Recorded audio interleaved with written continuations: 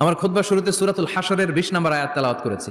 এটা মুখস্থ আছে অনেকের, আছে না? লা ইয়াস্তাবি আসহাবুন নার ওয়া আসহাবুল জান্নাহ, আসহাবুল জান্নাতি হুমুল ফাইজুন। সূরাতুল হাশরের এই 20 নম্বর আয়াতে আল্লাহ তাআলা বলছেন, যারা জান্নাতে যাবে আর যারা জাহান্নামে যাবে তারা কখনো সমান নয়। যারা জান্নাতে যাবে তারাই হচ্ছে সফলকাম। সুবহানাল্লাহ পড়ে। এখন সিদ্ধান্ত আপনার নিতে হবে, আপনি কই যাবেন, আমি কই যাব। আল্লাহ তো বলে দিলেন, the people of heaven and the people of hellfire are not equal. The people of heaven gained the ultimate success. সর্বোচ্চ সফলতা অর্জন করেছে তারা, জান্নাতি হয়েছে যারা, ঠিক কি না? সফলতার মানদণ্ড আল্লাহ কোরআনে অনেকগুলো দিয়েছেন। কোথাও বলেছেন قد أفلح المؤمنون الذين هم في صلاتهم خاشعون, সফল হয়েছে তারা, ঈমান এনেছে যারা।